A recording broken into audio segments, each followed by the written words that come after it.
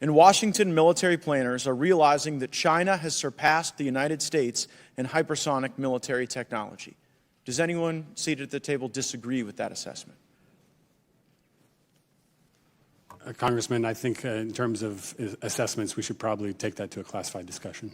Well, it's been sort of unclassified without our consent. We had this leak that showed that China could launch one of these hypersonic glide capabilities 2,100 kilometers, that it could get there in 12 minutes. And I actually don't think it can't be too classified, because it was a year ago, Admiral, that you were before the Senate Armed Services Committee, and you seemed to be giving the warning at that time that we saw manifest in this leak. You said, quote, "The hypersonic glide vehicle threat poses a serious threat to the U.S. and allied forces in the region, and we require a near-term initial defense capability to meet this challenge."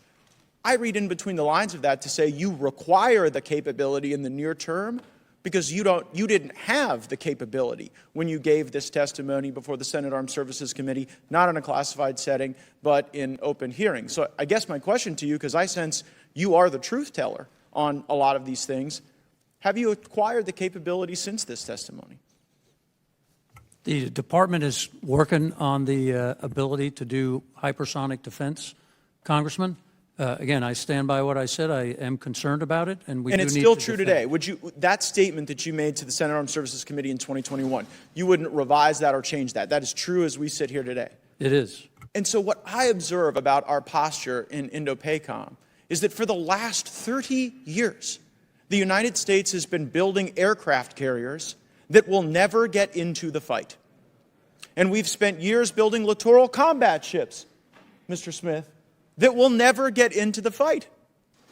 And while you have been giving us the accurate information, you gave it to us now, you gave it to the Senate a year ago, the truth is we have not made a sufficient investment in hypersonic defense in order to ensure that we have this credible deterrent threat. Isn't that right, Admiral?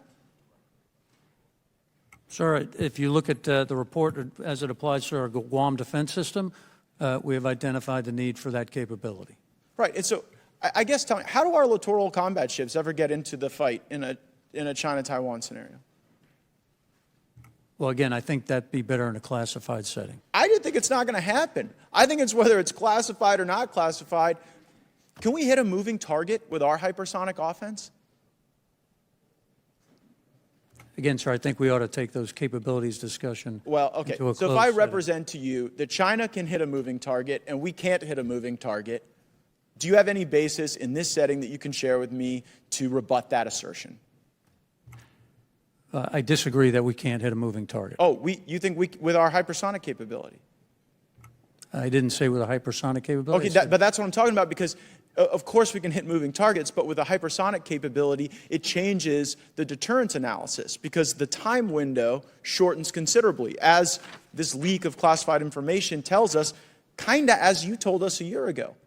And so I know that there'll be great bloodlust to go after the leaker of this information. It is never okay to leak classified information, especially when it could potentially put people at risk.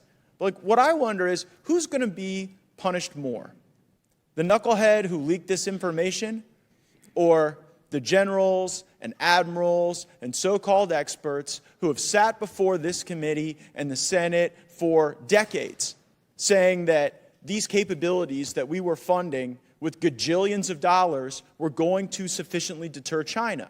And what you said last year, what you've confirmed now, is that we need a capability in the near term that we do not have. What this leak shows is that China has it, and we don't. And yet we continue to build ships that'll never get in the fight. We continue to support these endeavors that don't enhance deterrence, but if the right senator or congressman or lobbyist is for them, we do them.